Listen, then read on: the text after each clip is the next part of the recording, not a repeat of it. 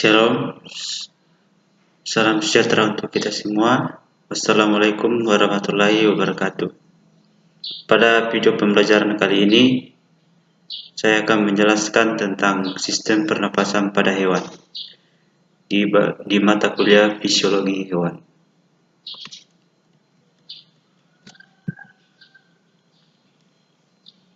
Yang pertama tentang pengertian sistem pernapasan. Sistem pernapasan itu sendiri merupakan sistem organ yang dipakai untuk pertukaran gas pada tubuh makhluk hidup. Sistem pernapasan juga disebut sebagai sistem respirasi. Terdapat berbagai variasi sistem pernapasan yang ditemukan pada berbagai jenis makhluk hidup. Mekanisme pernapasan pada hewan bergantung pada lingkungan. Hewan darat mempunyai sistem pernapasan yang berbeda dengan sistem pernapasan hewan yang ada di air.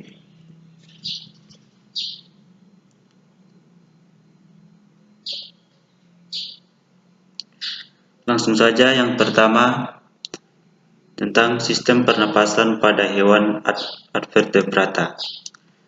Advertebrata yaitu sebuah istilah yang diungkapkan oleh Chevalier de Lamarck untuk hewan yang tidak memiliki tulang belakang. Advertebrata mencakup seluruh hewan terkecuali hewan vertebrata. Contohnya yaitu invertebrata yaitu serangga, ubur-ubur, hidra, cumi-cumi, dan cacing. Invertebrata mencakup sekitar 97% dari seluruh anggota animalia.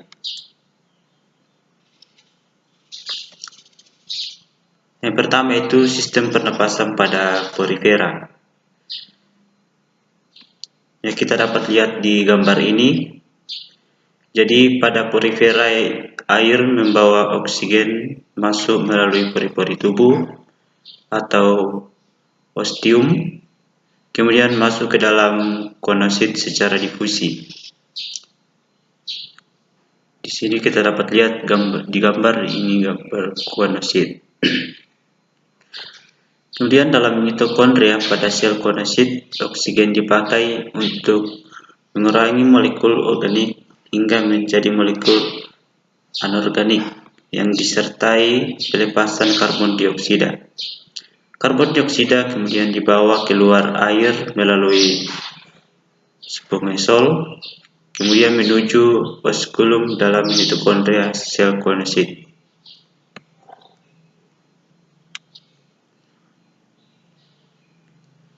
Kemudian yang kedua hewan advertebrata yaitu moluska. Contoh hewan moluska di sini yaitu keong. Kita dapat lihat pada gambar. Hewan moluska terdiri atas dua kelompok yaitu moluska darat dan moluska air. Pada moluska darat misalnya bikicot atau siput bernapas menggunakan paru-paru, sedangkan moluska air misalnya kerang bernapas menggunakan insang.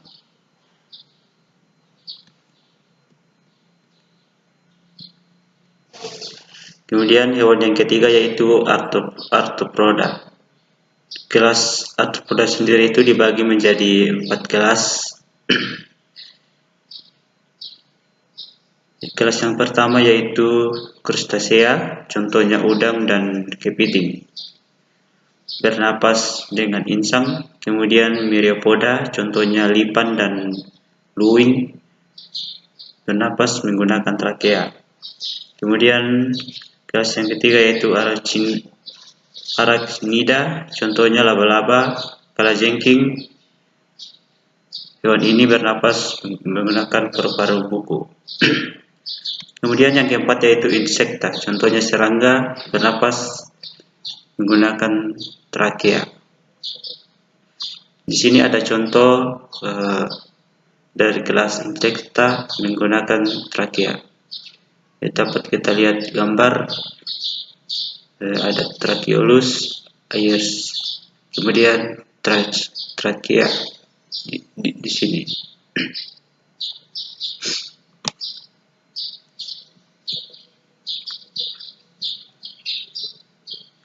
Kemudian hewan yang berikutnya yaitu Coelenterata. Sistem pernapasan pada Coelenterata. Coelenterata terdiri dari dua lapisan sel, yaitu lapisan luar dan dalam. Pertukaran gas terjadi dengan cara difusi. Sel luar permukaan tubuh yang bersentuhan dengan air. Coelenterata mempunyai alat bantu pernapasan berupa lekukan jaringan yang disebut dengan nama sifonoglifa.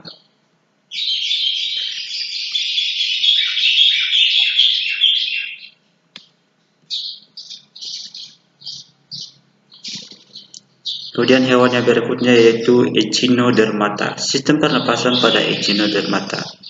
Hewan-hewan Echinodermata misalnya bintang laut dan mentimun laut hidup di air laut. Echinodermata bernapas dengan menggunakan insang. Di sini ada contoh bintang laut yang bernapas menggunakan insang. Kemudian berikut sistem pernapasan pada cacing. Berbeda dengan hewan sebelumnya, cacing tidak mempunyai alat pernapasan yang khusus. Oksigen berdifusi melalui kulit guna masuk ke dalam kapiler darah. Karbon dioksida pun keluar melalui kulit. Proses pernapasan ini disebut dengan pernapasan integumental. Cacing mempunyai permukaan yang licin supaya tetap lembab dan memudahkan terjadinya pertukaran gas. Jadi di sini ada oksigen masuk melalui kulit, kemudian melalui proses difusi karbon dioksida keluar melalui kulit kembali.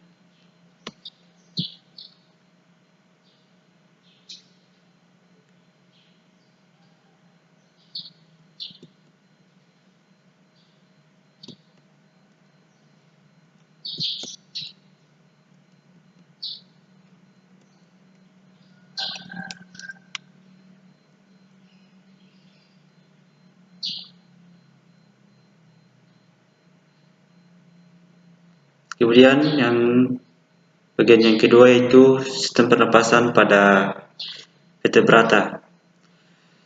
Kalau hewan vertebrata itu sendiri merupakan hewan yang memiliki tulang belakang. Yang pertama yaitu pada sistem pernapasan pada amfibi.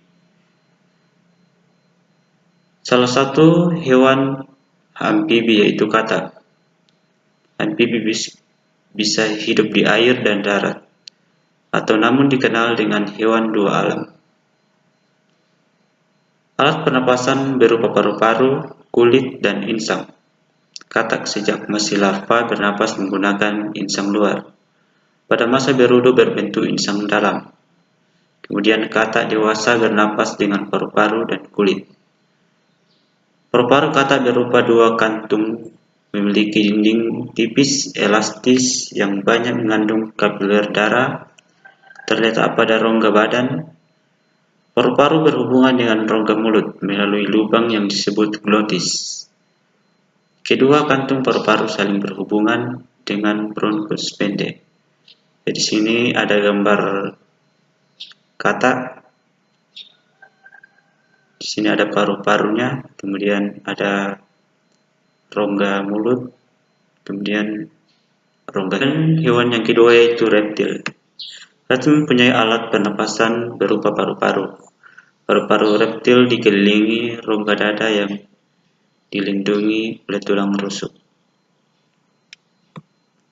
Di sini kita dapat melihat ada gambar komodo dan ular. Di sini ada paru-paru.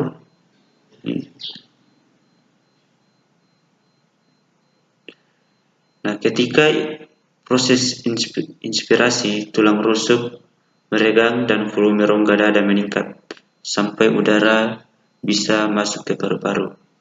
Kemudian, ketika proses ekspirasi, tulang rusuk merapat sampai udara terdesak keluar paru-paru.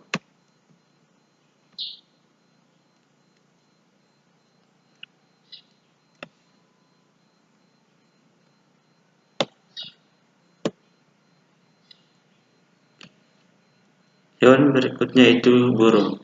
Sistem pernapasan pada burung yaitu ada mulai dari lubang hidung, kemudian paru-paru, ada trakea, kemudian kantung udara depan, kemudian ada kantung udara belakang. Di sini kita dapat lihat di gambar. Ini ada trakea, kemudian kantung udara. Di sini ada paru-paru, kemudian kantung udara. Di sini ada kantung udara belakang, ini depan. Adapun mekanisme pernapasan burung terjadi dua macam, yaitu ketika terbang dan istirahat. Fase inspirasi ketika terbang terjadi pada waktu sayap diangkat. Kantung udara pada pangkal lengan mengembang hingga udara masuk ke kantung udara perut. Lalu udara dialirkan ke paru-paru. Sebagian masuk ke dalam kantung udara sampai darah mampu mengambil oksigen dari paru-paru. Sedangkan fase ekspirasi yaitu ketika terbang terjadi pada waktu sayap diturunkan. Kantung udara pangkal lengan menipis sampai kantung udara dada mengembang dan mendorong udara keluar sampai terjadi pergantian udara. Sedangkan pada istirahat, fase inspirasi ketika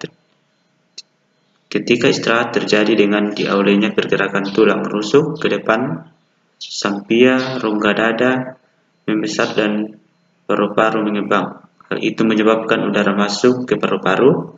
Sebagian udara yang kaya oksigen ini diambil paru-paru dan sebagian lagi masuk ke kantung udara bagian belakang. Udara yang miskin oksigen masuk ke kantung udara bagian depan. Sedangkan proses fase ekspirasi ketika istirahat itu terjadi ketika rongga dada mengecil dan diikuti mengecilnya paru-paru, sampai udara di dalam kantung udara akan dikeluarkan melalui paru-paru. Kemudian yang terakhir yaitu sistem pernapasan pada mamalia. Jika kita berbicara tentang mamalia, maka contoh yang paling bagus kita amati yaitu manusia. Karena sistem pernapasan pada mamalia itu hampir sama dengan sistem pernapasan pada manusia. Itu karena manusia itu juga termasuk pada hewan mamalia yang bernapas menggunakan paru-paru. Ya, di sini kita dapat lihat contoh sistem pernapasan mamalia yaitu pada manusia. Di sini ada hidung, kemudian ada kerongkongan, ada paru-paru.